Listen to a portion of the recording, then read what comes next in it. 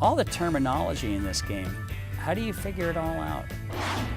Now let's get into the nomenclature of the cards themselves. These are called your hole cards. It's also the first round that they have nicknamed pre-flop. Why? Those 3 cards in the middle are called the flop. So this betting round is called pre-flop. This round here, as we all well know, the 3 cards come in the middle. That's the flop. Now the slang for the 4th street is either the turn or 4th street. And the last card they call either 5th street or the river. An old Texasism, going down that lonesome river. So pre-flop, flop, the turn or 4th street, 5th street in the river. These are once again called community cards. These are your hole cards. What are we trying to do? Make the best, highest poker hand, which is the best, highest 5 cards, using the 5 in the middle and the 2 in your hand. 2 kings, 2 fours, 10 kicker. The last 2 things we're going to define. One is called the nuts. The nuts is defined as the very best hand possible in a given situation. Where does it come from? Once again, an old cowboy throwback, when the guy would say, I bet everything, including the nuts on the wagon wheel. Now, back in the Western days, you didn't have a wagon, you were in pretty bad shape. So if somebody were going to bet the nuts on the wagon wheel, there was no hand in the world that could beat them. So that's what the nuts means. Is the nuts always going to be a royal flush? Absolutely not. The nuts is always going to be what is the best possible 5 cards you can make out of what's available in the middle of the table. With our community cards here, the very best possible nut hand would be ace of spades and anything else. You'd have 4 spades. You'd have 4 spades and the ace of spades in your hand. You have an ace high flush. Let's deal 5 more. It changes every time. The nuts in this hand would be the king 10 of anything, because you would have 10, jack, queen, king, ace. That's as big of a hand as you can make with what's available here, an ace high straight.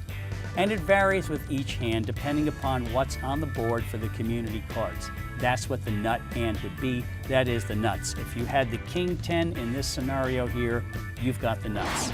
Last, here is something that is a carryover from the old card room days. That is the most typical mistake people make when they go into casinos for the first time. And once this rule gets called upon them, they think that they've been cheated, or they think that somebody took a move at them. Somebody did something wrong, stepped outside the rules, because all they're doing is acting the way they always have when they've played in their home. This is called a string bet. Now, what is the purpose of a string bet? Chips forward, please. In today's casino game, or in any poker game I know of anywhere, but in the casinos only, there are 2 things you are not allowed to do. One of them is swear. The casinos very heavily frown upon profanity because they want to keep their doors open to all customers, and some people are offended by that kind of language. And the other thing you're not allowed to do is cheat.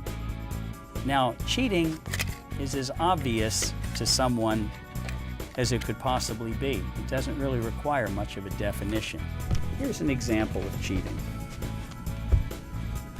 And I'm not a good cheater, so don't expect miracles here, but you see the 5 of diamonds? Can you see the 5 of diamonds? All right, let's give Mikey the 5 of diamonds. Turn that over for me, please. There's the 5 of diamonds. That's cheating. There are a multitude of ways that you can cheat. And as I've said, the casinos spend great pains in making sure that none of those things happen. But there is an area that is very gray. It's not really cheating, but it's not really fair. It's what we call angle shooting. Now let's assume we've got this scenario in the pot, and I have, throw one more out there, the nuts. And here's the action.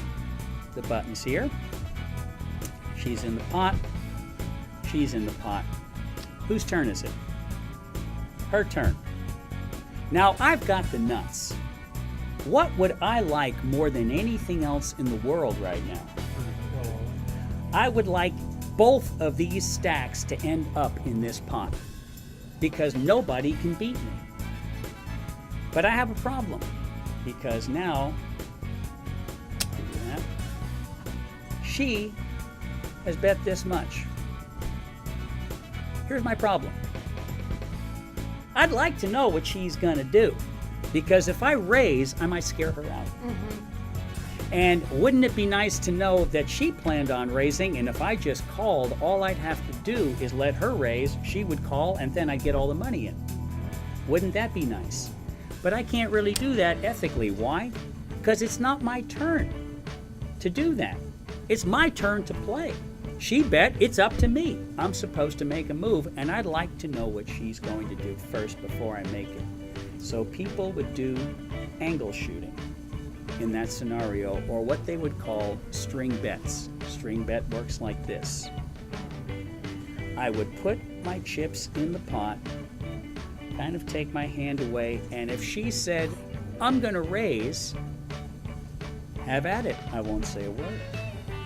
But I make the same move, put my chips in the pot, take my hand away, I fall. Wait a minute, I was gonna raise.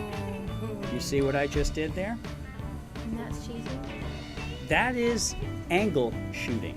It's not quite cheating. People used to get away with things like that before they said string bets are illegal. Now, how do you define string bet? Good question. Is it like chess when you take your hand away?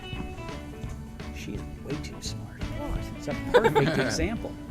That's the example that I always use. There are two ways that you can raise and two ways only. When she makes that bet, if I want to raise, if I say the word raise, or I'm going to raise it, or I'm raising her, but if I make it very clear verbally, I'm going to raise, I can put my chips in any way I want. I could say, here's the call, and I raise the rest. But if, remember, I have to raise at least that much. Let's say I move my chips in the pot, and I realize I want to raise, but I don't have enough to raise. So I need to go back to get more. She hit it perfectly. Think of chess. If I have the queen in my hand and I move it over here and I look around for a while, can I do that? Yeah. Sure. What if I move the queen over here? Oh, wait a minute, too late. I lost my move. Same thing here. I push my chips out. I want to raise.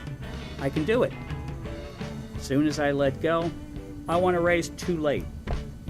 Because we're preventing the angle shooting. Now, why does this come up so commonly? Is because you play in your kitchen all the time.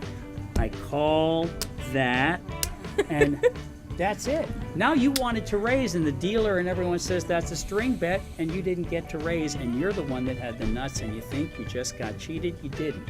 You unintentionally made a string bet. So that's why I like to make this very clear before you ever go into a casino, so that if you want to raise, you simply state raise, at which point if I said raise, I can put them in one at a time if I want to, any way I chose to. Or if I bring my chips out here, once again, I'm going to raise it. I don't have enough with me in my hand right now. I'm going to raise it. My hands are on top of it. Now I can come back and put them in any way I want. Thank you for watching. I'm Roger Rod, and I'm your poker expert for Professorate.com.